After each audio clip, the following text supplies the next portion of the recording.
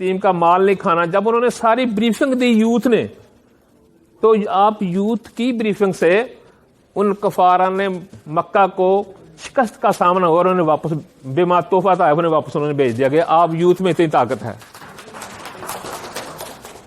جب آپ سے نبی آخر زمان کام لے رہے ہیں تو آپ اپنی قدر و منزلت کا اندازہ لگا لیں کہ یوتھ میں کتنی طاقت تھی جو میرے نبی آقا صلی اللہ علیہ وسلم نے آپ کو سلیکٹ کیا اسلام کے دین کو پھیلانے کے لیے.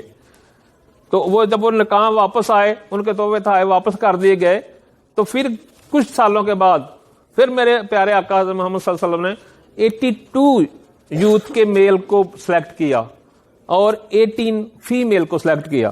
تو یہ 100 کا قافلہ دوبارہ وہاں گیا تو انہوں نے جا کے وہاں اسلام کی تعلیم کے متعلق اس بادشاہ کو بتایا، جو اس نے ان کی یوتھ کی کہے ہوئے لفظوں کو منو عین تسلیم کر لے کہ آپ حق اور سچ کہہ رہے ہیں. یہ طاقت ہے آپ یوتھ کی. ہمارا یہ جو پروگرام یوتھ کا چل رہا ہے، جب یہ پورا پاکستان بیٹھا ہوا ہے ہمارے سامنے، اس میں آپ کی بڑی ہمت کو میں داد دیتا ہوں کہ اس ٹھنڈے موسم میں آپ نے دور سے نکلے ہوئے ہیں، اور اسلم صاحب اور میم ہماری یہ سیما، اس کی بھی بڑی ہمت ہے آپ جو آپ سب کو اکٹھا کیے ہوئے. ایکچولی یہ ٹائم جو ہے نا، یہ بڑی معتبر چیز آج کے دور میں. تو میں نے جتنے فورموں پہ میں گیا ہوں، میں کوشش کرتا ہوں کہ ہم اکٹھے رہیں. ان سب کو سب سے پہلے السلام علیکم، اور آپ سب کو خوش آمدید کہتے ہیں سیالکوٹ میں کہ آپ لوگ ٹائم نکال کے اکٹھے ہوئے ہیں یہاں پہ. اور مین مقصد ہمارا یہی ہے کہ ہم لوگوں نے یوتھ کو، پاکستان کو ڈرگ ایڈکشن سے پاک کرنا ہے. اس کے لیے ہم لوگ جو ایڈکشن پروفیشنلز ہیں ٹریٹمنٹ میں بہت زیادہ کام کر رہے ہیں، سرٹیفائڈ بھی ہو رہے ہیں، اور تاکہ اپنی جو ٹریٹمنٹ سروسز ہیں ان کو بہتر کیا جائے. لیکن اس کے ساتھ ہی ساتھ ہمیں پریونشن پہ بھی بہت زیادہ کام کرنے کی ضرورت ہے.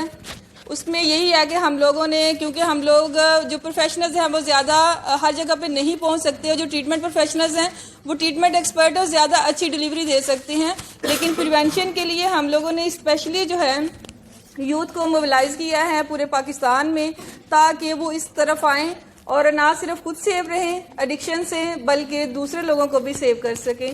تو آپ سب لوگوں کا بہت شکریہ. Thank you. نکالا، اور نہ صرف ٹائم نکالا بلکہ یوتھ فورم کی سرپرستی بھی انہوں نے کی ہے.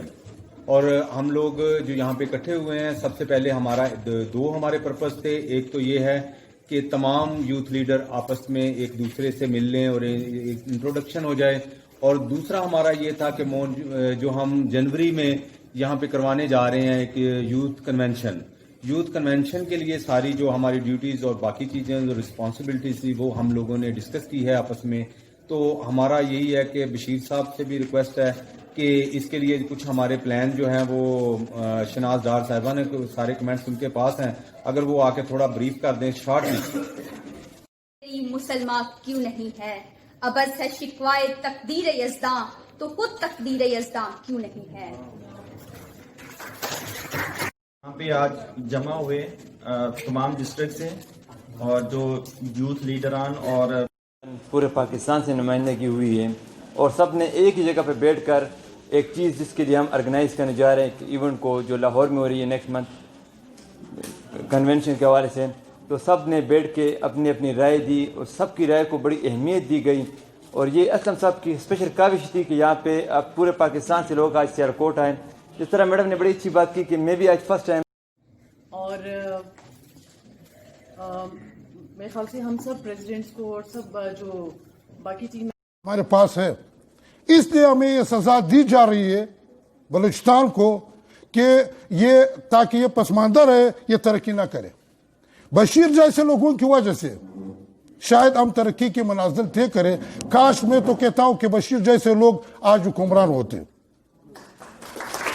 لیکن ایک بات افسوس سے کہنا پڑتے ہے، جو لوگ اچھے کام کرتے ہیں یہاں اس ملک میں ایوارڈ نہیں ہے.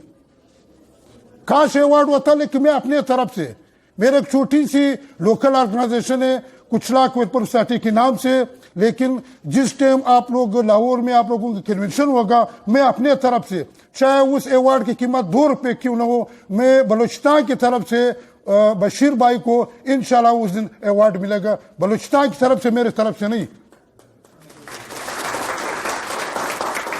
और हम लोग भी उसके साथ एक छोटे भाई के नाते इंशाल्लाह इतने दूर से, अब कोयटा में शायद कोई पता नहीं गया या नहीं गया, बाय रोड लाहौर तक 18 घंटे सफर होती है, फिर सियालकोट डाल करके मेरे ख्याल से 20 घंटे। लेकिन हम बशीर की खातिर, ये सच बोलता हूँ, मैं बशीर भाई और साथ असलम भाई और बशीर भाई और मैडम साहिबा, हम लोगों के हमेशा बहुत प्यार से, जैसे छोटे बच्चे होते हम लोग किस तरह फोन करके हम लोग इंशाल्लाह हाजिर होते हैं।